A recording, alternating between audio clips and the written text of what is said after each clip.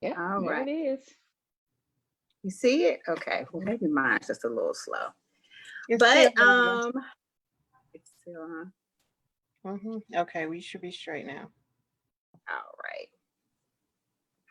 All right. So how's everybody doing? Glad to see everyone is back. We missed you, Barbara. Happy to see you back with us. Glad to be back. Glad to be back. Yes. And so yeah, we are back with our part 2 of Something Borrowed and Something New by Marlee Ray. So for those of you who are tuning in for the first time, you know, my name is Takesha Edwards. I'm the owner of Blueprint2 Events, our virtual book club, and it's called Wind Down Readers. And you know, the difference with this particular book club is that it's for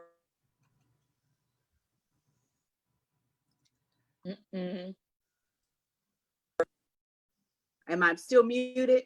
Looks like I was muted. Go ahead, you're mute. You're on mute. You're up now. Okay. That we always, you know, we have our, you know, we're fortunate enough to have the authors join in on our conversation. So if you're tuning in for the first time, you are in for a treat. So let's get to the nitty gritty. Something Borrowed, Something New by Marlee Ray. So excuse me, where's my manners? Let me introduce the panel. Oh my gosh, look, talk about putting the cart before the horse. So I would like to start with our distance folks first. So we have all the way from Florida, Miss Pat. Miss Pat, you can say hello. Hey, hello. Then our talented, ever so talented author, Marlee Ray from St. Louis. Hi. And then we have our residential DMVers in here. We have Kendra. Hi, guys. Barbara. Hello, everyone. All right, Mel over there. Hey. Got Miss Wanda.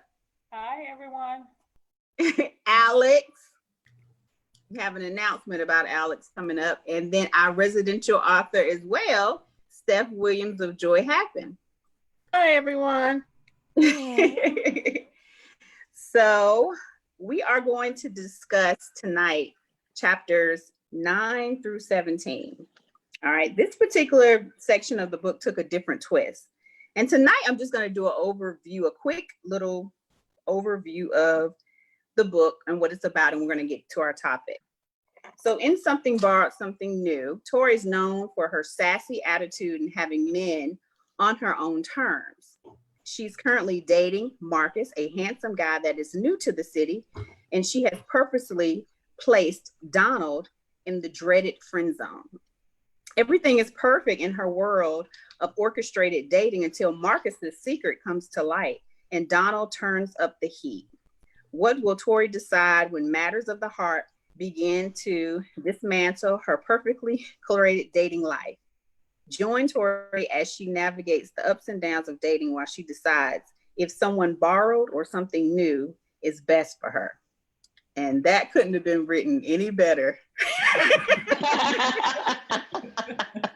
So, let's get to it. All right. And you know, in starting with the first few chapters, well, when I say first few chapters, of course, I'm considering chapter 9 being the first chapter that I'm referring to. You know, it goes into Marcus and it talks about, you know, he has some little difficulties trying to connect back with Tori.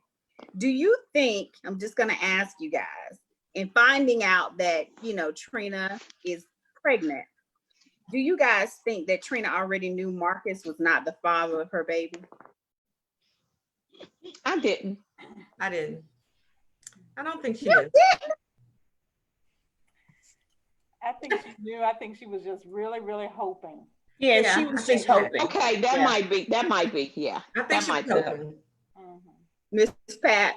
I kind of think she was trying to string him along as long as she could before they found out. She just wanted to Okay. hold on to him, you know, and not let him drop out of the picture until the baby came. Okay.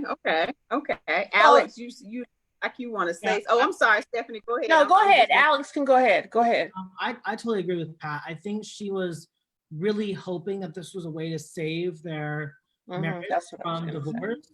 Mhm. Even, and I mean, we see even when she basically runs Tori out of the house, you see instant regret. Like because she's quiet after that. Mhm. She realizes that she stepped in something that she shouldn't have stepped into.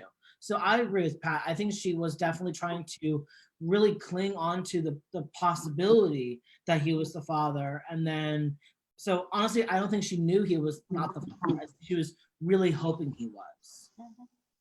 Right. But yeah, Right. okay. I don't All think right. she knew, and I don't think she definitely knew. I think, Well, So the time. Oh, go ahead, Stephanie. I'm sorry. I was gonna say that I mean, let's bring this to real life here. Outside of the book, in real life situations, if a woman she doesn't want to lose her husband, and if there's a chance that they can rekindle, I mean, Right. haven't some of us run across friends or someone in our circle who would fall in that same situation, or Right. have those same hopes and desires, and have that one last romantic evening with their husband, or Right. well, to be estranged husband, and get Mhm. pregnant on purpose for the possible chance of the marriage not Getting back ending. together. Mhm. Mhm. That Yes. seems like that's pretty much what happened here. Right. Mhm. Mhm. There you go, Barbara. Well, she's 45. Do you think that she was intending to get pregnant I mean, at 45, you just don't get pregnant. I mean, you know what I'm saying? It's a little harder. Oh yeah. Yeah, but at 45, course. who accidentally gets pregnant? Well, Exactly. I just don't know. I'm just Well, Yeah, most I of them don't are know accidents at 45. Come on now. If Nobody- you're who 45, it's an accidentally- accident. Yeah. Oh, it's It an is not an accident accident at 45. It's Yeah, not it an is. Yes, it accident. is. No, it's not. It is a not an setup. accident. what I'm saying It's is a setup, Pat. That's what It's it a is. setup. No, Who that's gets not. pregnant at 45 on an accident? what I'm It's a saying is setup. I don't think that she having sex with her husband meant that she was intending to get pregnant, because you think she was intending to get pregnant with the other guy too? No, She I didn't don't. care. I really don't. I mean, I'm just That's saying. why we know it's an accident. It was No, an I accident. just, but nobody accidentally get pregnant. I just don't They believe. do. I just don't At think she 45? 45, you just don't think it'll happen. You know, it's like, 45, I'm not just Your chances of getting pregnant at 45 is like 1%. Come on now. Mhm. Nobody thinking about getting pregnant at 45. I gotta tag Kendra in. Kendra, do you have something to say, darling? Well, we do have those late hiccup life pregnancies. Yeah, me. But that has happened not at 45, but at 39. But with everything that she was going through, clearly she's treating her husband like trash because of guilt that she's carrying. Mhm. Now she realizes nobody really wants trash, or you can't treat a man like trash. Now that she had a whiff from the kids coming down to visit and meeting Tori, realizes now somebody else wants her trash, Mhm. then you want to reconsider everything. And it may be behind because of the pregnancy that she wants to try to work it out, because clearly she doesn't know who the baby's father is. But she's more heightened now as a married woman that could possibly carry her husband's baby Right. or somebody else's baby. Now she's like, okay, I want this marriage to work if it's a Right. possibility. But you know, nobody's checking for anybody till they realize, oh, now she wants my trash, so now I'm interested. Right. Right. Interesting viewpoint. I will say, until I heard, now I guess I will reconsider, but I just thought she was very how could I say, it just seemed planned. She showed up to the house, she just so happened to be pregnant, just so happened to be the last time they had sex, she just so happened to have therapy, and she just so happened. Okay. Yeah. So you saying was she's a lot of- manipulative? No, I did, Mel, but listening to you guys, I don't know. I don't know. But you know, those Okay. of All right. let's go to our Facebook group, and I'm not gonna give too much away. You guys who have not read, you're just gonna have to buy the book and find Absolutely. out. Let's see here, who do we have here? Deborah King made a good point. She said, I think she really hoped he was. Right. So she kind of agreed with majority of you guys. So I just wanted to kind of get you guys, you know, a little warmed up with that particular teaser before we moved on, because our next topic is a little bit you know, risque. So maybe this is a good time. I usually start before the drinks. I mean, before we do the discussion questions, I usually do the drinks, but I think we need to have a drink before we talk about this next topic, okay? God. So Facebook, if you could let me know what your wind down is tonight, what are you sipping on? And we'll start with our panel really quickly. So guys, who wants to go first? What you sipping on tonight? Okay, I am sipping on a watermelon spritzer, Ooh, okay. wine spritzer. You All don't like right. watermelon, Keisha? No, I do. You know, Okay. look, scared to say that on when they are. Oh, commercial break. I'm back on my old favorite, Behringer Pinot That's Grigio. right. That's Oh. right. All right.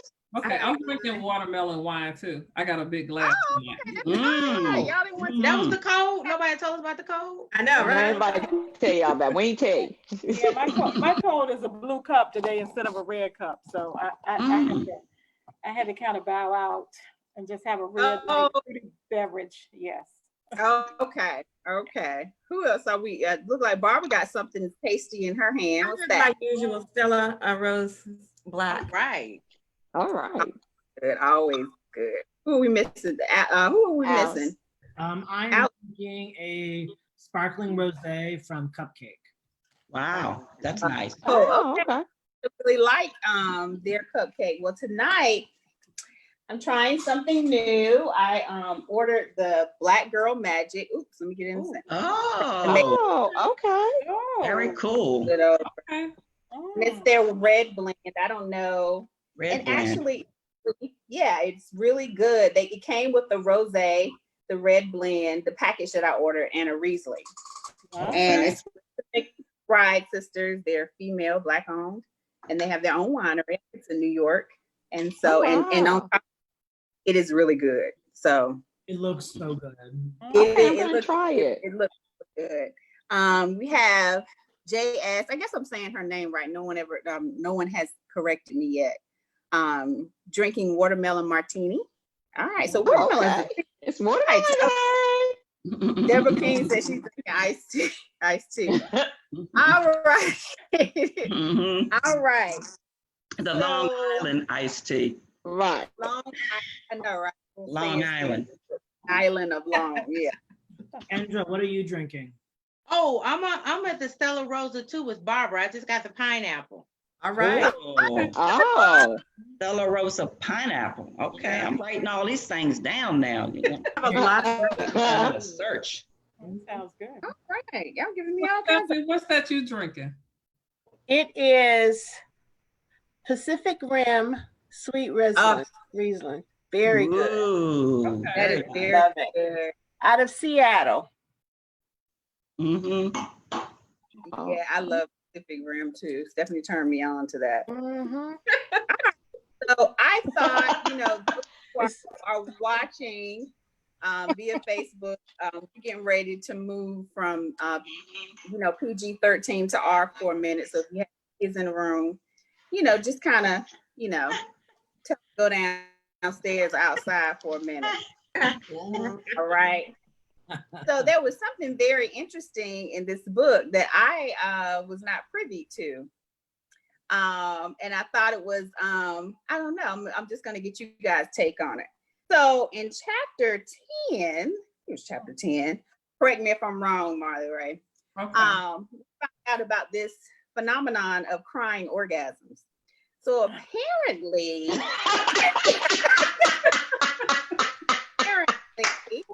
there is this thing going around called crying orgasms.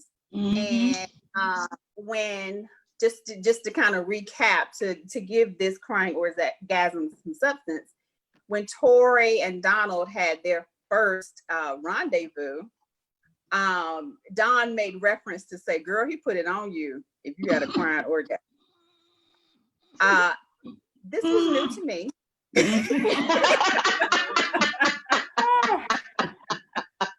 So I need an explanation about this crying orgasm. So Marlee Ray, since your finger felt the need to write this down, what was your thought process? Or maybe I shouldn't say thought process, but how did that get put into the book? Because you enlightened me on something. I don't know about the rest of the panel. Yeah, I never heard of it either until the book. Me, okay. Oh no! I guess we ain't have it like that, Keisha. Yeah, it can I feel like I happen. could be clutching my pearls or something right now. You don't get the clutch. You don't get the clutch. Look, she wrote it and now she clutching her pears. Look, I apologize because I apologize and I'm sorry if you haven't experienced that. I really am. So Yeah, we're sorry too. It's coming, Keisha. It's coming. Don't worry. Don't look for it, Keisha. Don't look for it. No, it's gonna happen. It's Don't gonna happen. listen to Melody, Keisha. Don't listen to Melody. It's gonna happen, When it Keisha. happens, you're gonna be ready to get married, and we're gonna all be doing your wedding. It's coming. yeah, it Okay. is. Yeah, there is such a thing, Keisha. It definitely is. Okay. Yes. Yep. So, Breaks you down. wait a minute. Break you all the way down. Yeah, it does. It really does. Wait a minute. So you have an orgasm and then you cry? Well, because it's like an emotional thing. It's like It's so wonderful Yeah, that it's- it makes you cry. right. It's kind of like You're crying out of happiness, and it's just great. It's such a wonderful experience. Yeah. It's the nerves is what it boils down to. It's kind of like the nerves being stimulated all at once to a point. Exactly. Yes, and you're kind of there's nothing else to do except for to cry. That's it. Stimulating That's those tear ducts. Yes, yeah. So that Yes, overwhelming stimulation is what it is. Mhm. Yeah, so basically like the medical way of looking at it is Come on, Alex. it's Teach us, Alex. it is definitely the nerves. That's one thing, but Mhm. also there's different factors that can factor into it as well. If you're under a lot of stress, it can happen. That's more on the like emotional like release side of the thing. Oh, okay. There's also if you are like truly in love with somebody, that moment, is a kind of, if we look at it in terms of the situation for Tori, this was a moment that she realized she was in love with him, Okay. So that's, when you have all the stress and you have the fact that you have two gentlemen who have qualities that you like in both of them, but they also, come with their own baggage. But you realize that, in her case, Donald is one that she's truly in love with.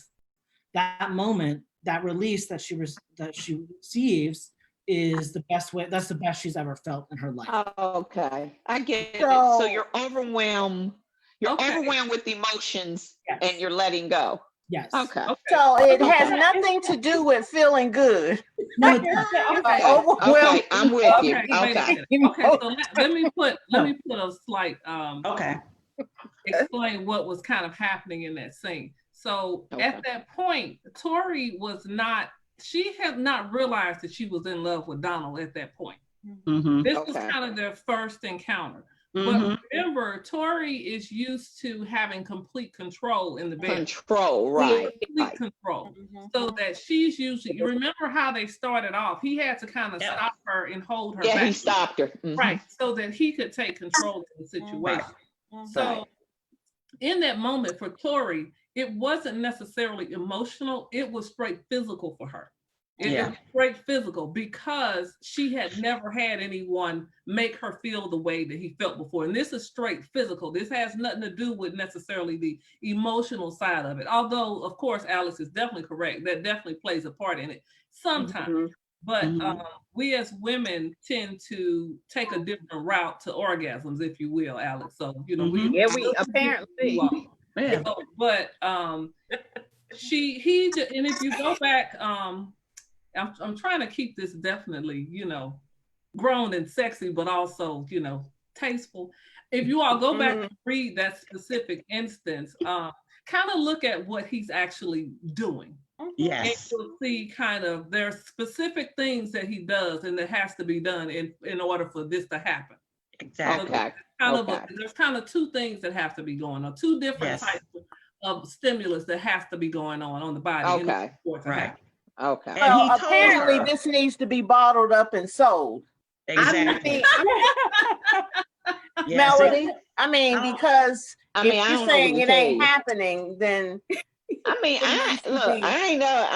never had nobody make me cry yet. I've screamed, you violent, you say their name, you even called the Messiah, but I ain't never cried. Ain't never cried. I ain't never cried. Marlee, do you think that you're saying that it's not that the emotion part is not necessarily kind of key to it, but and I know he was doing different things to arouse her physically, but I think it was. A part of me was also feeling like it was the first time that she had actually let go. And not the control, right? Control right. But also emotionally. Right. That's how I felt. So my thought was that it's different than just what she experienced with Marcus and the fact that they were just so attracted to each other physically and whatever. Exactly. It was more to me the emotion of the fact that he not only controlled her heart, but he controlled her physically too. Right. And she released in a way that she never had ever. Exactly. And the tears were the culmination of that. That's what. Right. I took that. That's how I felt. Yeah. And he told her. Yeah. He told her it was going to happen. Exactly. Just let go. Let me control this, and you will feel something you never felt before. Yeah. Exactly. She experienced the man. That's like getting a Popeye's chicken sandwich. Something you never had before. The man. And apparently Popeye is the key word. Well, I just wanted I thought that was interesting that Marlee had that in the book, and I had no idea that existed. So it taught me something, and I also, just like, you know, guys drinking the watermelon drinks, I just feel left out, you know. Marlee does. That's all I'm gonna say about the matter. One more thing I'm going to say. The book. It won't happen every time. No. Apparently. No. It will not happen every time, even with the same person. No. Okay. It's usually that first time that takes you over the edge. Okay. And then that's it. Well, you know, it's like having a drug. You need a little bit more each time. It ain't working. Crazy. Let me go to our Facebook group to see what they have to say about this phenomenon. Okay. Deborah King said, "What is this sorcery you speak of?"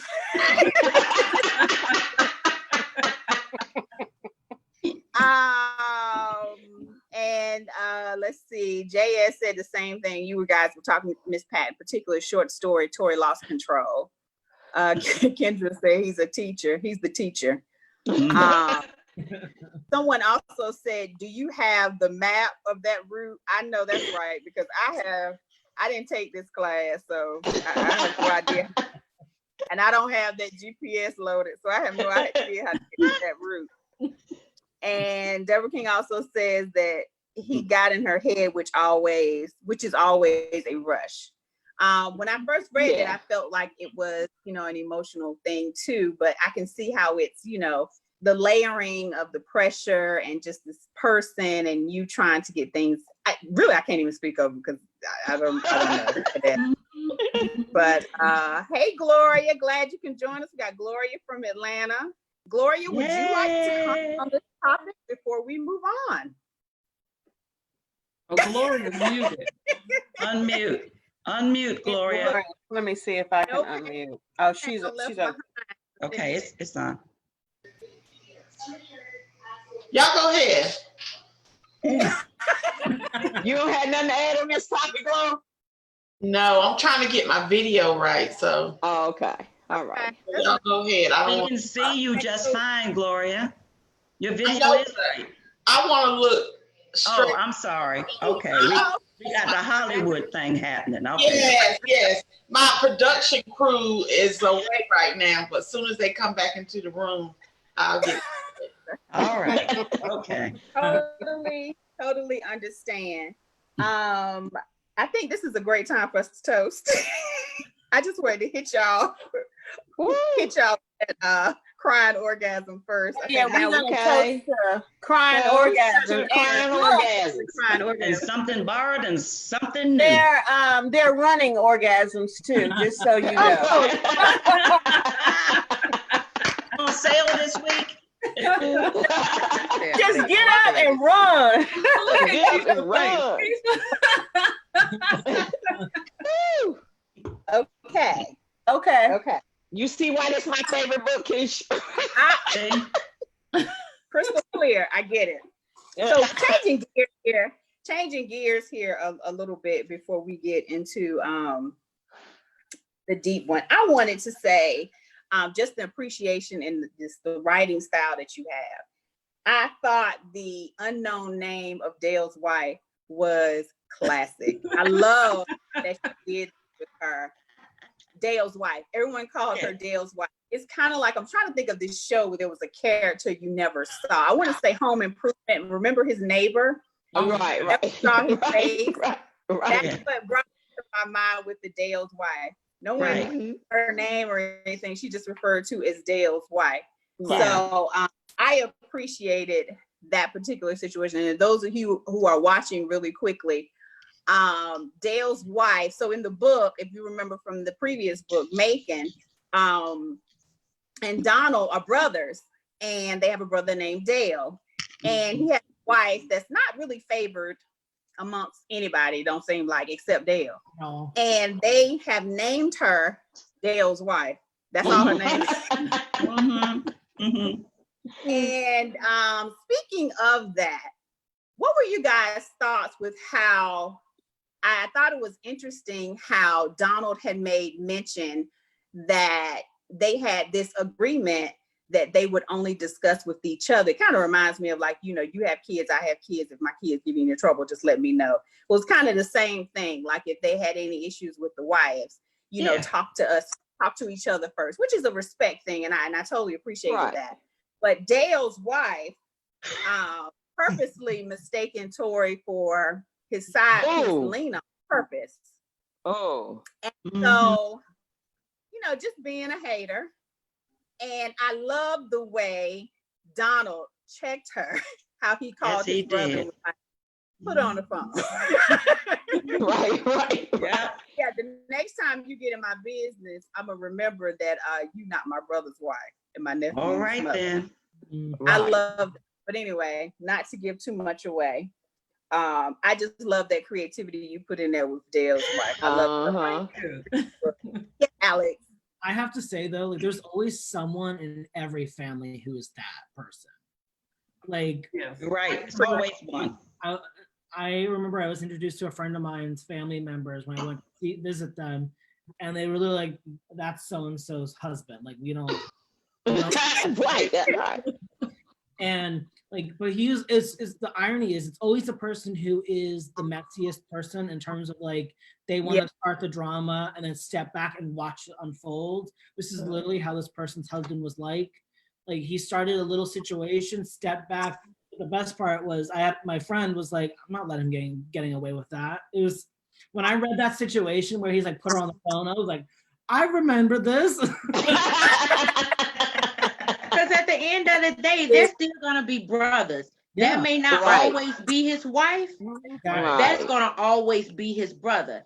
And sometimes, like Donald said, I know you can't handle her, so that's why I had to step. Yeah, I'm have to do it right. And Tori was trying to keep it together, like, okay, this is my first family function event. But that's why you always gotta have your girlfriend with you. Even though Don was there, you might like, look, I'm about to check this non-factor. Right. Because clearly you don't know me. One, no name. Right. Yeah, no name. But you know what? I like the way Don manned up and was like, you know what? I got time. Put on the phone. Yeah.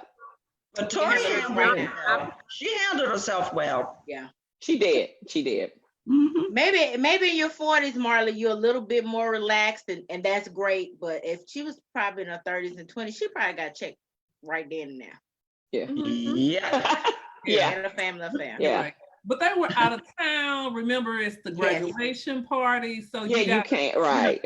As an adult who's in your 40s, you're gonna say, okay, this is not even my family. I'm at my new boyfriend's, child's graduation. Right. And the entire family is here. So it wasn't much she could do. You're right. That's why I said in the level of your 40s, you're a little bit more calm. And then I like how the sister stepped in. Like, we got your back. We don't like her anyway. I just love this family dynamics. So Marlee, you had to do a little research. And this family dynamics is just beautiful. It's great. It's great. There's always one. Like Alex said, there's always one in every family that's like Bill's wife. It's almost like. And listen, and nobody ever knows their first name because they only just blame Dale for having her around. Yeah. Right. Mm-hmm. Poor Dale. We're gonna pray for Dale. But moving along from we're gonna move from Dale's wife. The next discussion topic I wanted to bring up. What do you guys think could Tori have done differently to prevent the situation with Donald finding her out with Marcus? And the reason I wanted to bring that up, I thought it was very interesting, the timing and the setting, how the whole Lena situation was revealed and, the pause during that time. Mm-hmm. And with Marcus, Tori has the behavior of, what she thinks she does to kind of protect her heart. And then she entertains Marcus and it kind of backfires on her. What did you guys think about it? I was devastated. Yeah. I was devastated. Okay. Yeah, looked like I was totally devastated. Yeah, I was. That took me out. That took the wind out of me. I was devastated. In a situation where it's a man and a woman and you're not married, yeah, she was out of line, but was she really out of line? And no. 70. Alex, I have to say, I don't think she was out of line at all because we all knew going up into that point, she needed closure with Marcus to begin with. And this was an opportunity for closure. It just so happened that Donald happened to be there. And the thing is, in real life, shit happens. Like, you can't control, especially if you're not married to the person or you're not necessarily exclusive, you don't get to say, oh, you can't be here, here with this person. So true. I feel like, I don't think she was out of line at all. I feel like she did what she thought was best in the situation, and unfortunately just got caught in the situation that she then had to figure out how to handle. I disagree. I'm not saying she was out of line. I'm not going to say she was out of line, but I think Tori's personality is one where she's pretty reasonable to me. I didn't see her as fearing approaching him about the text. And then she doesn't approach him about the text. Thank I'm like, you. I'm like, what, I thought this. Good what point. was that? What was that? Yeah. And I'm like, and then you do something passive aggressive, which I absolutely hate. I absolutely hate a passive aggressive personality. Then she goes and do something passive aggressive. So I understand the closure part, and I understand her meeting markers if she needed closure, but her reasoning, I didn't. That's why it took the win out of me. Right. Okay, we're gonna go with Miss. Great point, Meg. We're gonna go with Miss Patton and Kendra. I think she reverted back to her old ways. Yes. Because she didn't know how to handle that. But at the same time, she didn't ask him about that text, because I've had a man tell me this one time, a male friend. He said, women don't ask enough questions. Ooh. Men will ask you to the point questions. Exactly. But women will skirt around it and see what's going on, what's happening. And so she didn't ask what she needed to ask him. I guess she felt like she didn't have the right or whatever, but she didn't ask him. So then she's going to revert back to her old ways. Okay, I'm going to do what I want to do. I'm going to do it how I want to do it, because I think he's up to something too. Yeah, Right. that's the same thing. Right. Kendra and Barbara. Mel made an excellent point. You know, her character, the character that Tori has, is like she wouldn't be afraid to ask about the text message, but she didn't ask about it. The feeling that I'm getting is, remember, you know, Donald is the teacher and she's a willing student, but her mind is focused on the non-emotion, but the contact of it. So he's trying to get her to talk, to open up. So after their encounter at the hotel, he tells her about Lena. Okay, so she's already thinking, okay, that's a trigger for me. And she basically said in chapter 11, when she was talking to Donald, she said, is she still in rotation? Who do he think he's fooling? Yeah. I'm a master at this game. Right. He's used to playing games. So our brains are like files. So she only operates within the information that she has. So, and I mean, I can be guilty of this as well. You know what? I'm going to reserve a little. And soon as you give them that itch, you go, oh, okay, let me pull back. And so her wall was dropped. And even though he explained what the deal was between him and Lena, we on and off. But to see that text, it threw her. And every woman that's a kryptonite from a text in a male's or a love interest phone. And then she goes, okay, I'm a master at this and he playing games. Let me play, but I'm not going to be mature enough to ask him. Right. And she says she's a master at it. So Marcus is perfect timing. And if Donald doesn't fall in line in this place, then hey, I'm going to go hang out with him. And see, it's real, genuine emotion still fighting against all she's ever done was play games. Right. So fear, which clearly that was false evidence appearing real about Lena. So fear makes you act or intensify of who you already are, not who you becoming, but who you already are. And you know, I was thinking of, you know, I'm starting to think of like themes for the chapters that we read. And so I was trying to pin down so much information in these chapters, like an appropriate theme. So the first one that came to me, Kendra, ironically, was effective communication. Is it really effective? And then I thought about who's really in control, because it seemed like a control battle going on sexually, and you know, as far as like who's gonna do this, who's gonna do that. So very good points. I you know, it seems I must be missing something, because Tori when she saw the text, okay, she was thinking this, but her meeting with Marcus wasn't any games to that. She wasn't trying to be in control. She actually said to him, I'm coming to meet you to hear what you got to say, and that's going to be the end of it. But so she you still guys put on the slutty dress. no, Yes, but yes, still, she went if back you're to the looking for tights. your boy, I mean, hell, when I left, I'm gonna be looking fine as they come for anybody. That don't mean that that's game. That means that I'm taking my best representative to show him I still look good. It's nice, and I'm gonna hear what you got to say, and then I bounce. That's what her intentions was. She wasn't trying to run no game. I don't know But if you that was her remember, intentions Stephanie? because Remember when hold she up. said, okay, go ahead. No. Okay, we're gonna touch on that. Let me get Barbara because she was supposed to come after you, Kendra, and Okay, go then ahead. I think Kendra, I'm that gonna get you to Kendra. rebuttal this. Go ahead, Barbara. I think that we also still have to remember Tori's background and her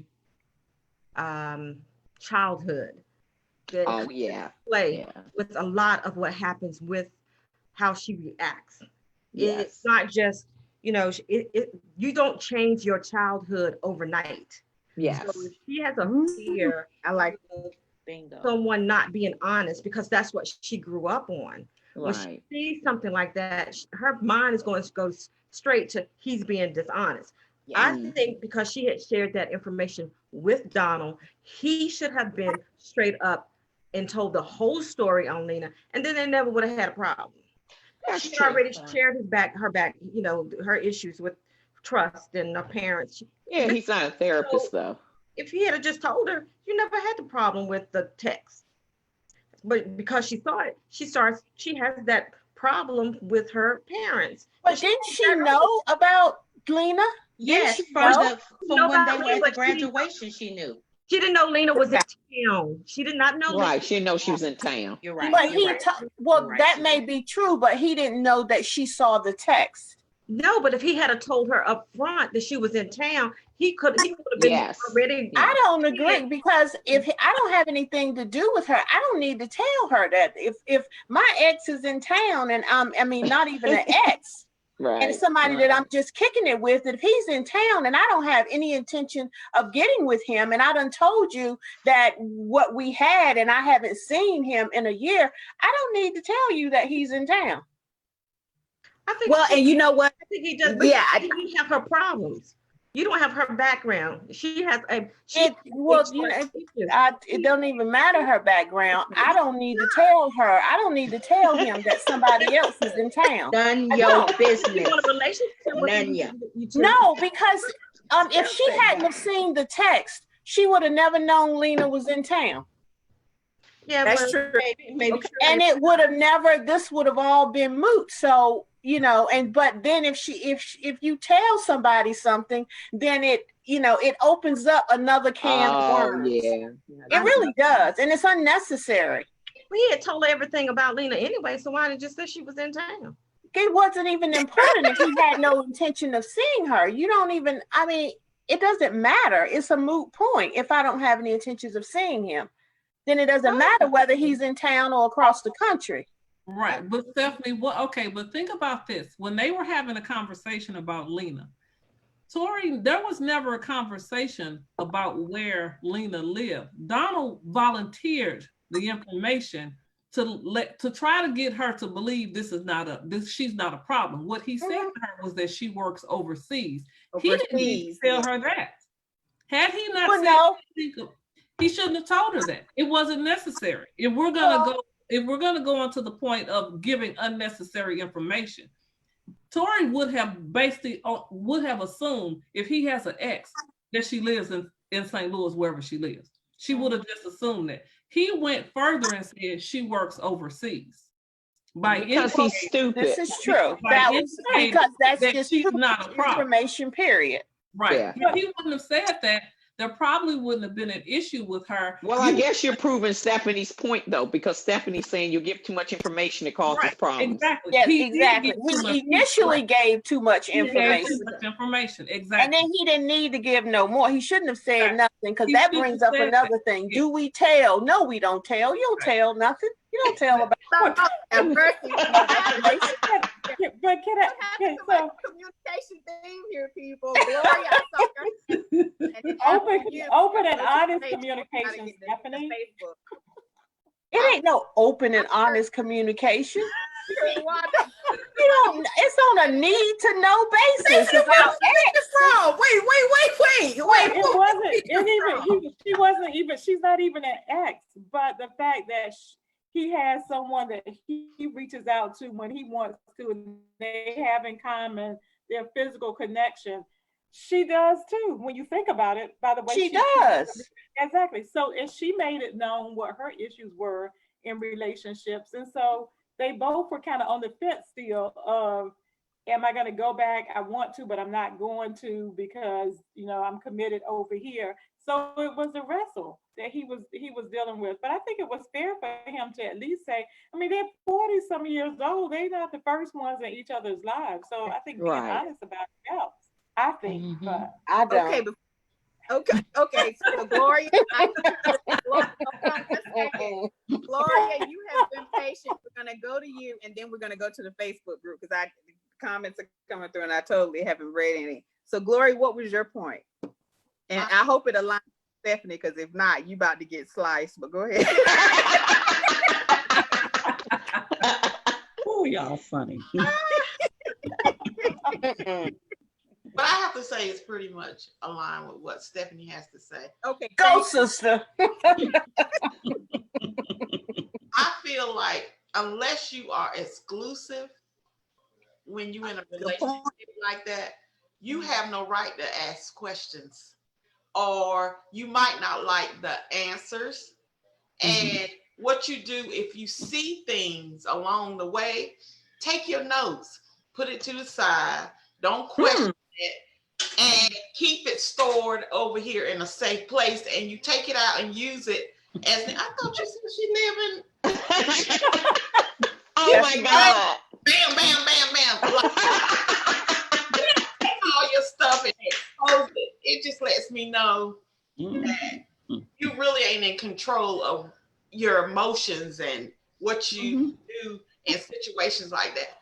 Until you are exclusive in a relationship, you don't have no right to ask questions. Now, if he offer up the information, you listen, take notes, put it to the You don't go, oh, he game playing. She gave my. You have no business in his phone. That's not your business. Nope. Get into your business. Look at Alex. That's not your business. That's right. that was a coincidence. She didn't go searching. That won't no you don't coincidentally pick up and read nobody's text message. It was a coinky dink. It was an accident. And you don't coincidentally read anybody's text message. That's not an accident. She was reading because you're looking for information, and that's okay to collect stuff along the way, because oh my God. When you get to know somebody, you collect information because you know you want to see if he's lying or he admitted. I mean, omitted telling me that she lived here, she lived there, she work overseas. If she work overseas, what is she doing here? You just keep all that information. You bottle up over here and use it when necessary. That's right. Research and store your data. And you So crazy. And you know what? You don't have to be angry about it either. So. And if you So can crazy. record it too. So crazy. Oh no, Stephanie, I hear another book coming. I do. Do what? I do. I think Barbara and I are the open books, and Gloria and Stephanie, you need a key to get in their books. They got journals. I know, right? right. No, we just smart. You don't go spazzing off on every Smart talk, girl. Out of control. And then talk about Tori's background. Like Barbara said, I agree with Barbara. You usually are a product of your environment, how you grew up, how you act. I don't care how much much you try to, I don't know if you say retain yourself, or when a situation, it's gonna come out because that's where you from. If you're used to snapping and getting with people, that's probably what you do when you feel like somebody's getting over on me. I got game and all. Oh, it's game. I don't know which way you look at it. I consider that game. Anytime you try to determine what the next move is on a chessboard, that's a game. Chessboard. That's a game. Yeah. Well, thank you guys. Yeah. I'm gonna check on the Facebook group and see what they have to say. Let's see here. So I hope I'm scrolled up far enough. Forgive me if I haven't. I have Deborah Davis said very passive aggressive, not okay. So I went up too far because I'm sorry about that. You said you. We have Deborah King here. She was way out of line. She should have grew some ovaries and just asked Donald about Lena, and she should have told Marcus no. Wow. We have Shamel Lyra. She said Tori should have just asked Donald about the text. Yeah. And let's see. Deborah King also says he didn't need to preemptively coddle her. That's a different point of view. Kendra, she said over 35, ain't nobody got time to play games. Gloria Johnson says I'm with Step on this one. And yeah, we got some amens over here. And Deborah Davis made a good point. She said we all should have been on the lookout, for red flags. Gloria Johnson, see the young Well, Gloria Johnson on the call. It's two Gloria Johnsons. Isn't that funny? Oh, okay. Have the exact name, What? first, middle, and last. Is that not scary? I know. Scary about it. Some people are very good at decorating the red flags, though. So anyway, that was the Facebook group. My thought process has totally changed now. Listening to you guys, I'm almost scared to bring up the next discussion topic. But I will say this. It seems like the issues all came from whether it's your right to do so or not, but the lack of communication seemed to have been the downfall for all of the situations in the book. And you don't have to be transparent. That's not your right. And sometimes that being transparent can backfire on you, especially when you feel vulnerable and you opened yourself and this person has crossed the lines. And so to Stephanie and Gloria's point there, I totally agree, because you're not exclusive. But I guess in Tori's defense, you just told this man that he can go straight to hell, and then he walks in to the restaurant and see you in this skimpy dress having dinner with him. It's mixed messages. But yeah, so and going in that, I did want to ask you guys, in Donald's situation, what could Donald have done differently to prevent Tori? I'm reading the same thing. Donald and Tori have a situation where he calls her out of her name. Is there any situation where a man should call his lady or anybody calling their significant other out of their name? So in a summary, what did you guys think about Donald's reaction? I was very, I'm still Team Donald, but I was very shocked at his response, because to Gloria's point, the storing up, sometimes the storing up, you can get real vindictive with your throwback. And it's almost, he used her vulnerable point and then he threw it back at her when he got mad. So we'll start with you, Miss Pat, and go to Kendra and Alex next. Okay, so that little niece of his, it always she's got the eye for everybody, right? She's that girl is loose. She decided Tori was loose. And Tori is loose, and then Tori gave him her background on her life and how she grew up, and that she played the field, and she did this and that, and that she was out there, right? So now all of this is in his mind. So now he thought he had gotten her exactly where he wanted her in the relationship, and he thought that was all shored up. Next thing you know, there she is over there with Marcus. So now he's going to take all of that baggage and he's going to bring it right back in her face. Okay, so we know you a hoe. That's it. Adios. That's it. So that's what I gotta say. Okay, and I do have to apologize. Wanda, you're not in my main screen, so you know you're gonna have to jump in like double dutch because I can't see you unless I go right to you. So before I move on, did you have anything before I go to the regular lineup to say with regards to this? I was gonna say the same thing, and plus when they had their conversation about that, that's the way she described herself, right? She described herself as those, but not just those behaviors, but as that type of person. So it was a little harsh the way he did it. But if you think about it, it was the conversations that they had. I mean, she pretty much described herself as such. And then to see her behavior, then that's what he responded to. But I want It's never okay. Never okay. I didn't say that, Stephanie. I did not say it was okay. I only repeated what she had, the way she had described herself. And she described herself in that way. And so he just basically said, I mean, you said that's who you are. You've shown me that's who you are. Well, that's the way he felt then. And so, and going back to the other discussion about whether you should tell or not, the other part is she was just that honest with him. So why couldn't he be that honest with her? So he did. He did tell about his past too, and the things he did in college and so forth. So they both came clean about their past. So you got a public service announcement, Stephanie? It's yes, I do have a public service announcement. I don't even care if I tell you that I'm a hoe. Don't you call me one. Under no circumstances. Not use the words. You cannot ever. It is never okay. Never. But is it forgivable? Is it forgivable, Stephanie? Is it forgivable? Yes. Well, because let me just say this, because they are still, you know, they're not exclusive. Things are kind of like out of control.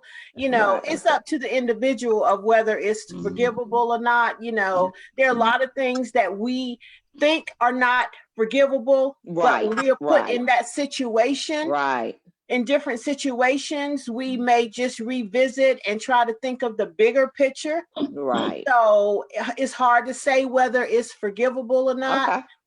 That's up to the individual, but it's never okay. No. Okay. Never okay. I'm sorry. After Miss Pat, I forget the lineup. Was it you next, Alex, or was it Kendra?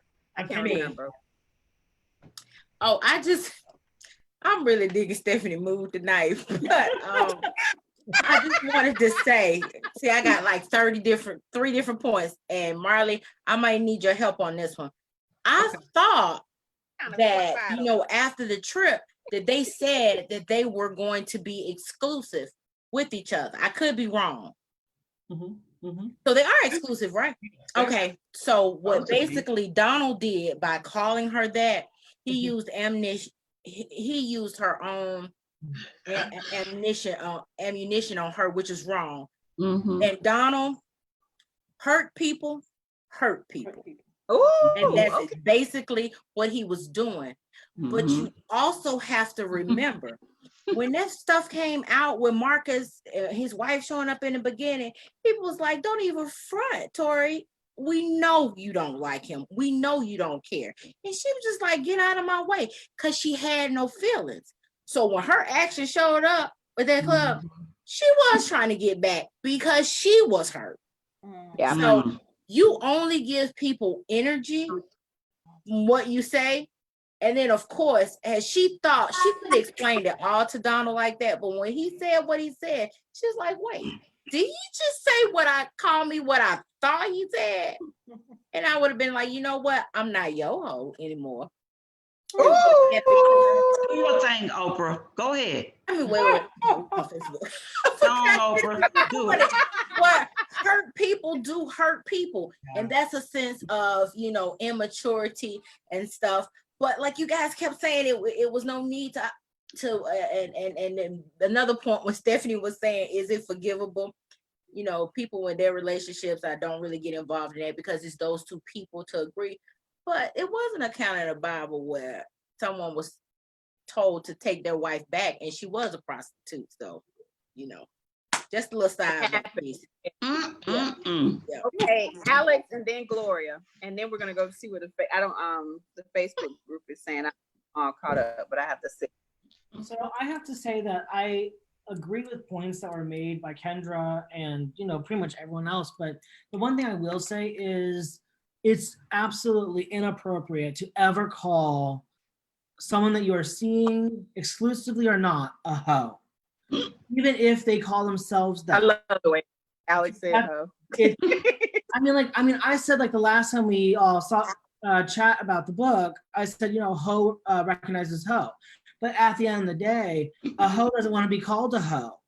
You know, for me, like, it's, you know, from my perspective, I think one, it's a word that should never be uttered towards the other person as ammunition, like Kendra said, especially if the person took the time to say, this is what my past is. I think it's absolutely inappropriate, exclusive or not, to use someone's past against them.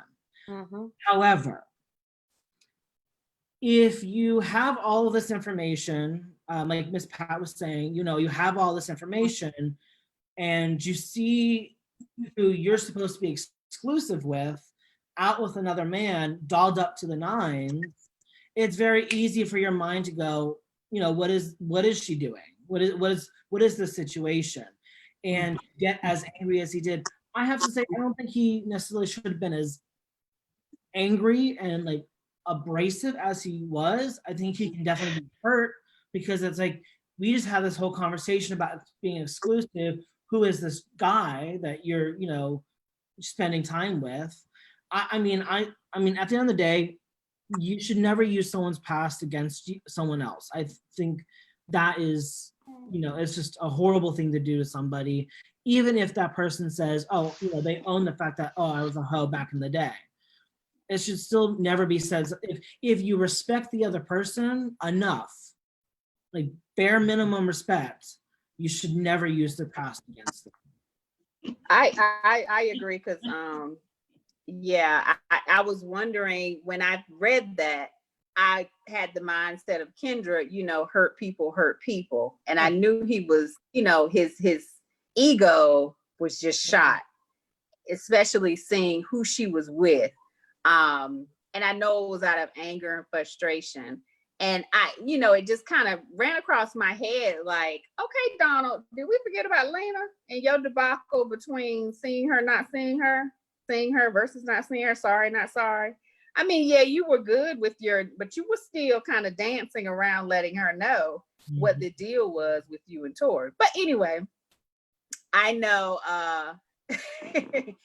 versus situations, sometimes we say things we don't mean. And I was just shocked that Donna losing control. I was like, oh no. But anyway, let me look at Facebook and see what's going on. So it looked like LaTanya says, I like Donald, but I think he just temporarily lost his mind. Yeah, he did. To call somebody a hoe. He did. He did. And Deborah King said he is too old to act like that.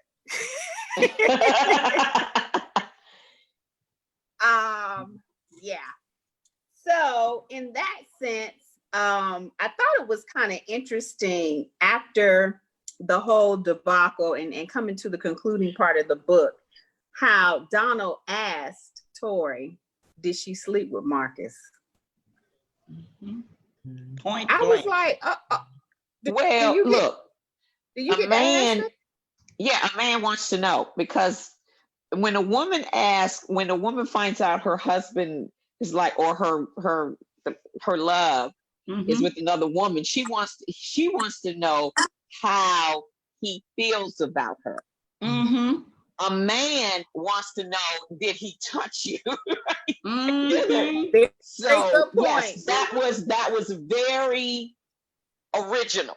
Yes. It's very original. Yeah. I just thought at first I was, and maybe I was just simmering down. I just thought, oh, the audacity of you to ask her, if she slept with Marcus. Nope. Yeah. He want to know that. He wants to know that. That's an OG move. It is. He wants to know that. Exactly. He got to know that. The original gangster move right there. Yeah, because no. if she had slept with him, if she had slept with Marcus, it would have been a wrap. Over. Wrap. Yeah. It would have been a wrap. Couldn't move further over that. Nope. That's it. That's men in general. That's men in general, right? Right. All right, Alex, you're in trouble. Go on with it. Yeah, he don't care. He don't care if you love him. He don't care. Yeah.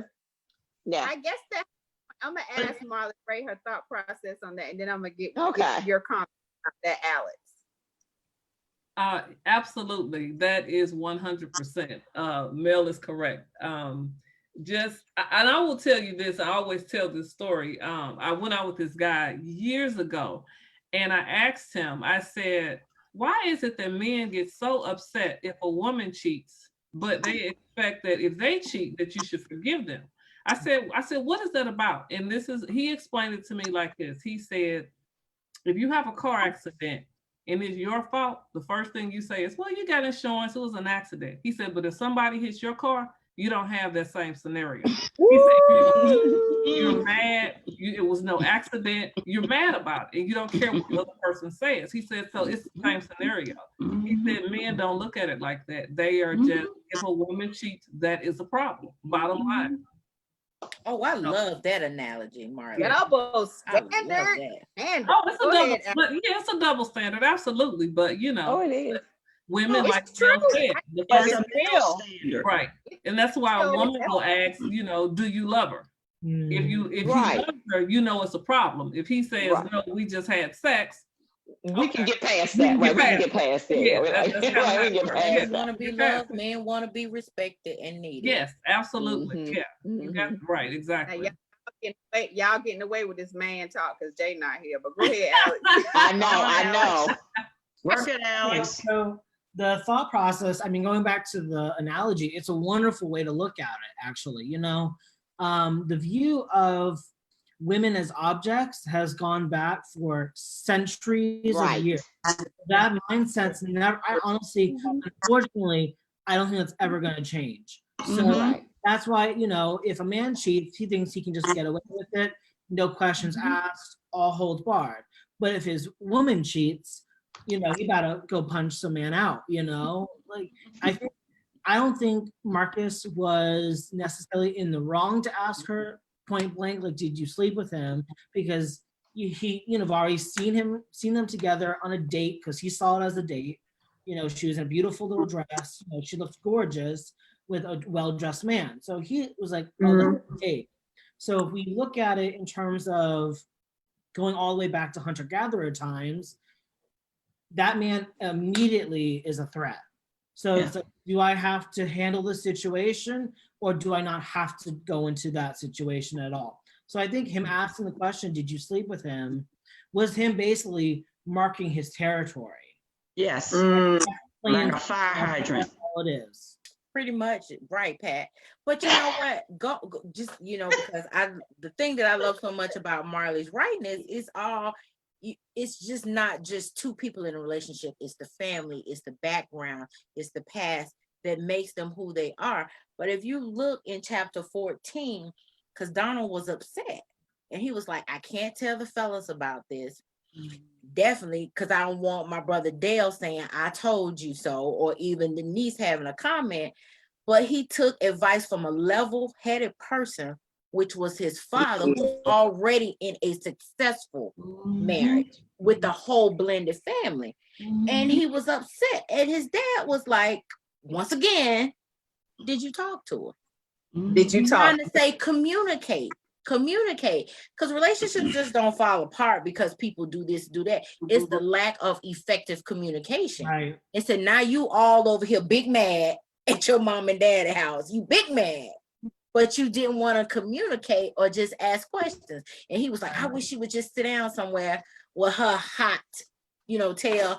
And it's like, okay, guys, you are old enough. Let's be mature. But once again, I'm all about family, and I like how Dad's just like, okay, let's calm down. Yeah. Let's be reasonable. Even Lady B gave him advice, because it takes a village, not with just children's relationships, marriages. And I just love how you did the research and added all of this to your books, because I'm thinking Don's story was like, oh my gosh, I just can't wait. Then I got into Tori's and I was like, oh, this is the best. But you know, not to spoil anything, it's like a roller coaster ride. If you just picking up one of Marlee books and thinking, oh, this is the best book I've ever read. Right. Don't take the seatbelt off, buckle up. Right. Then you got Homegirl story. And then when I got to the next story, because of course I'm cheating. I didn't know the rules. It can't get no better. Kendra. Are you cheating, Kendra? She didn't know the rules. I didn't know the rules. Kendra is cheating. Alex's hand is raised. Kendra is not only I don't Put believe you myself cheating, on mute and Kendra. time out. hold on. Kendra is not only cheating, she's cheated. Okay, there's a difference. Marlee, help me out. I'm selling your books, girl. Help me. Y'all leave Kendra alone. She's selling the book. So, go ahead, Alex. Okay, so I have a question for everyone. My question is this. Would you ever ask your parents why they cheated on the other parent? Yes. So That's a good point, Alex. I like that. The reason I ask is because one of the number one things in couples therapy that we look at is the parent, like your parents' relationship to each other. And like I said before, Ho does what Ho does, you know, Ho recognizes Ho. So if you yourself, you're growing up in a family dynamic where neither parent was monogamous with their partner, that's your basis of how your relationships are going to be, how you interact with the other sex. Yeah. So, you know, her experience up until this point is literally reflective of what her parents did. My question though, and I have an answer to my own question, but I want to hear what everyone else says first, is the question is it appropriate for a child to ask their parents why they cheated? Not yes, it's appropriate. No, it's not appropriate. Yeah, and I don't even think it's appropriate for a child to know that their parent cheated. Well, that's the deal. They should have never known it. Right. Wait a minute. Are you talking about a child as a child or a child as an adult? Because I think that's a. I don't ever. I disagree. I disagree. I don't. And I'm with Mel. I think you know. I get to answer the question, yes or no. So I think I think it's okay. Yes. Yeah, okay. I do. Yeah, and I think it's okay too. Oh, I'm sorry. I think it's okay too because we're not talking about a child now. We're talking about she's a child. She's their child, but she also her childhood has impacted her adulthood. And the only way to get to her roots is to ask her parents. And it's understanding. It's understanding. Go to a counselor. About it. It wasn't that. It wasn't public, so she has a right to know why she's so mad. No, it didn't affect her sister. Yeah, I agree. I think it didn't affect her sister. You want to say affect her sister? That Riesling. Ask Marlee. I'm sorry. What'd you say? I said Stephanie needs to put down that Riesling. She out of her mind. She out of her mind. Yeah, I think it's That's the it depends on the relationship that you have with your parents. I think it depends on the relationship. Yes. But I think as one of the things that Tori did mention early on in the book is that she had a relationship where she could talk about sex and anything with her mother. With her parents in general. Mm-hmm. So they had a very open relationship. But I also think as parents, that you do not get to bow out. If there's something that you did and your child wants to know, Yes. who better to go to? Do you want them to get the information off the street? I don't want my kids to know what I've done. But she does. But she already knows. Now, if they're She won't hear it from me. How about that? She won't hear it from me. Take them to Dr. Phil. She's out of her mind. She's crazy. She's crazy. I'm probably one of the most sane people you know. No, she's crazy. She's saying, I'm going to ruin you, and you can't question me why I ruined you. You know what? After you get an adult, you can't come out. I mean, I know we're products of our environment, but at a certain point in time, you can't keep hollering that daddy and mama ruined me. Sorry, you just can't. Right, she's looking for understanding. She's not. She didn't blame them. Go to counseling. Whatever. Go to counseling. Okay, guys, 1 second. I did want to make mention that sometimes children know things that parents don't know that they know, and as an adult, I do agree. If things have jacked your head up to the point where your perception is messed up. You do need to, even therapists will tell you need to, consult the source. Exactly. And you're right. As an adult, you as a kid, you don't get to ask your parents stuff. But just like if a child saw something and you don't know that they saw it, you might have been, careful and all that. They overheard a conversation. She's crazy. She's out of her mind. She's nuts. She's nuts. Crazy. She's crazy. She's crazy.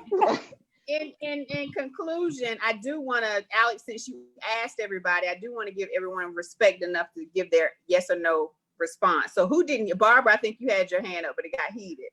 Oh no, I was just saying that Stephanie to lay off the Riesling. But so it's a hard yes or just no answer though. I think it's I agree. It's age appropriate. It's also like Steph said, you need to go to counseling. Well, the counselor says, well, you need to go to the source, and you need to bring yourself closure. Then you're gonna have to go to that parent and say, look, you effed up my life. Why? Well, what can I do to make it better? Look, they ain't telling you what I did. That's not fair. That's not fair, Stephanie, because there's a series of events that happen, and as long as you have understanding, I didn't mean to get she's you the voice. Go ahead. She's nuts. You got the floor. It's a yes or no. It's a yes or no. Gloria, I don't think you got a chance to voice it. And then Pat, I can't remember if you said yes or no. Gloria? I was gonna say, when is the child asking when they're as an adult? As an adult. As an adult, why they cheated? As an adult, if you knew about it as a child and you decide to ask as an adult, I think that you're gonna have to ask without judgment. You're gonna have to listen. Oh yeah, that's a good point. To the point, yeah. And so you can, so all the layers can fall. You can't just, you're going to have to let them explain their reason for doing what they did at the time. Because, everybody makes mistakes, So you have to explain it that way. And even if it was your fault. And, but if a child's going to come to an adult, as an adult, to ask them why they did something, I think they should listen with all, no judging, just lay everything on the table and don't judge the parent for coming up with their answers. But at no point do I think that a child should be blaming an adult for their actions as an adult. You know what I mean? I'm like this because you cheated. No, that's not why. You, at some point in time, once you become an adult, you need to take responsibility and ownership for the things that you do, and you cannot blame your parents. So there's no need to know. Your DNA, because we all know how DNA works, right? We're gonna have some of that in us. It's almost like being on welfare or something like that. That's an example. What? Yeah. Hold up. Give a chance, Mel. Give a chance. Go ahead, finish. Okay. Being on welfare as a child and then growing up, and do you stay on welfare or do you fight the change? You can ask your mom, why we ended up on welfare? But you can't blame her if you as an adult is on welfare now. You know what I'm saying? You take ownership for that. And one more thing I want to bring up before I never got to answer the question about definitely put that bottle down. About your name, out of your name. Would you say that's another word? No, I was telling Stephanie to put that bottle down. Go ahead. I'm sorry, Gloria. I didn't get to chime in on the conversation about somebody calling you out of your name. It's an old saying. It ain't what they call you, it's what you answer to. You know? Go ahead. There it is. There it is. Say it like it is. She was going home to play that part out. There it is. She was going home with Marcus to play that part out because that's what she said in the chapter. She said, "Well, I guess I'll go ahead and go home and be a hoe." I mean, yeah. So it's and then once you call somebody out of their name, you have to realize with a woman, we never forget. We don't. Oh no. Don't come back unless you got a good reason. And I don't think it's any reason because I got a thing with a grown man going around calling women hoes. You know what I mean? If it don't work out for you, then it just wasn't in your cards. And I got a problem with a grown ass man calling a woman out of her name. A hoe? Come on now. And so with that, all I can say. Okay, I think we got everybody's response. You didn't get Pat's? Did we get Pat's? Did we get you, Miss Pat? I'm going to say that Donald's dad schooled him. Yes. On how a man reacts to the situation that was going on with him and Tori. But it took Macon to really bring it home to him because I don't think he understood what his dad was saying. But then Tori went to her mother and her mother was, gave some explanations and whatever, but it took Tori's dad to tell her, men have egos. You are not going to just walk away from this. You're going to have to deal with the fact that he has to chew on it. He has to digest it. And then maybe you'll get back to where you need to be. That's what, those are the things I want to say. Yeah. Well, I will say this has been woo. It was heated tonight. I told you this is my book. This is my book. Keep going, Mel. Keep going. New and woo. Right. It's to be called wind up readers. Okay? Right. So Marlee Ray, bravo to you again. Cheers to you. This has been a wonderful journey. I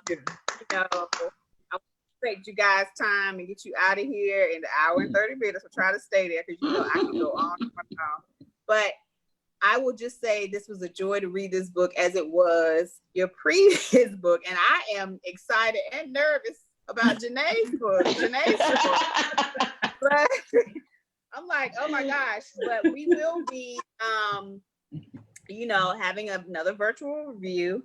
And it will be on make sure I'm getting this correct. July 12th, we will start the final book of Something About Love series. It will be July 12th, same time, same place. And we will be covering chapters 1 through 8. And this again is Janae's story. So you guys pencil that in. We're ready. I'm nervous about Janae's story. Oh my God. What she said, Kendra said, strap on your seatbelt. Girl can't get no tighter. I'm losing circulation. But anyway, I will say this. Do you have any closing remarks, Marlee Ray, with regards to completing Something Borrowed, Something New? Not really. I'm just so I guess I'm so elated that it sparked so much conversation about relationships. So I just I think it's great, and I just appreciate you all so much for having me here and for reading my book or whatever. It's been really good for me. I so appreciate everybody for just reading it and for just getting so involved with it. It's just, I mean, it just amazes me. So I absolutely love it. And I see some questions. Let me say this. Do you have some questions? Because Miss Kendra, I don't have my glasses on, so I can't see that little writing. Okay. I see the questions coming through at the bottom, but I can't. I don't have I got my contacts in, and I need some bifocals on. So you just don't know. It takes different people to motivate people to move, and it takes a lot, especially with what's been going on these last couple of months in 2020. It's been hard for a lot of people. People have lost loved ones. They experienced a lot of things. And so some could become alcoholics, drug addicts, lose their minds, freak out. But just having a place or read something that you can relate to, mind you, I've been married. It'll be 20 years in September. All right. Always had a stable relationship, have enjoyed it. I don't share my story a lot, but just to be able to have some great context, your stories are that. It's so much stuff that's just not relatable. It's like, yeah, somebody finally got it. Like somebody, and that's what your books mean to me. So, like I said, I came on late, so technically I didn't know the rules. And Keisha, right, I have cheated. But the question I wanted to ask you was, since 2020, has been a little bit rough. Are we going to expect a new book in your second set of series? Oh, good question. So, because you had was said at that last book that upcoming 2020. So right, I did say that. Tell everybody you read it. Go ahead and tell everybody you read. It's good. So, my so my goal is, let me say that I am currently working on another book right now, but it is not the second book to the the after the Slick book. It's not the next book after that. It's actually another series that I'm working on with another author, but it is related to this first series because it takes place in St. Louis. So what that series kind of talks about is actually going to be focused around Tori's beauty salon and barbershop. Okay. So it's actually so it's actually so it's called the Whip and Fade series. So that's the series I'm working on with another author. So we'll each do 3 books a piece, and each book will be kind of modeled after each person in the beauty shop or the barber salon or the barber shop. Okay. So, that's cool. Yeah. So we're both working on them together. So hopefully we'll be able to release sometime in September or so the first book. Yay! And then there'll be that's to me, yay. Yeah, then we'll do a second book by Christmas, and then there'll be the third book by sometime next year. But in between that time, what I'm hoping to do, Miss Kendra, is definitely write the next book after Slick. So because there's 2 more books that are definitely coming in that specific series. So I just kind of switched up a little. Kendra, you're not on Slick, are you? Oh, I'm done. Are you kidding me? And I don't read mail. I don't like love stories. I don't like any of that stuff. But I feel like when writers have something that people need it. I tell you, I've read these books over again. Like, can I have some more? Can I have some more? Yes. I can't believe you done finished Slick. Like, Marlee, you got any more of them books? Right. Yeah, she need her fix. This is the yes, Barbara. I finished Slick too. Oh, Barbara. Barbara's a reader. I'm a reader. And I'm not. I'm a reader. And when I found out Marlee was writing books, I just supported her. So she did. Oh, thank you, Barbara. And thank you. I've read them. Okay, Barbara, did you enjoy them? Because you are a reader. Yes. Yes. Okay. Yep. Okay. Most definitely. Okay. Stephanie, did you have something to say? Only that it's been good, and as the Okay, producer we of gotta the go. show, let's Okay. get ready to wrap this up. Okay. Okay. Wrap it up. Gotcha. All right, Marlee Ray. Well, we again thoroughly enjoying you guys. Stay tuned. July 12th, we will be reviewing Something Blue and Something New, chapters 1 through 8. Please make sure you go on Amazon and leave Marlee Ray and a review on Something Borrowed, Something New. Let her know what you think about the book and how much you enjoyed it. You never know how much this will inspire her with her future novels. And it sounds like she got some homework lined up for her. But I enjoyed you guys. This has been a highlight of my 2 weeks. And we have some more things coming up, some more authors coming up. I will announce once everything is finalized. I will say this, we have a book to review all the way up until December. So our group is getting really, really popular. Yay! Congratulations. Yay! So tell your friends, we want to make this the largest virtual book club ever. And it seems like the group is being we're motivating other writers. Steph Williams has a sequel coming out soon. Wow. And we'll be reviewing hers this year. Alex has a book coming out of poetry. So, you know, the energy is just moving through. So I can't, isn't it? Yes, it's so beautiful. I'm in all of it. So you guys make sure you stay safe, stay healthy, stay encouraged. Okay. And I can't wait to see you guys again July 12th, same time, same place. Okay. Right, Thank right. you. Thanks, Bye-bye. Keisha. Everybody. Bye. Bye. Good night. Good night.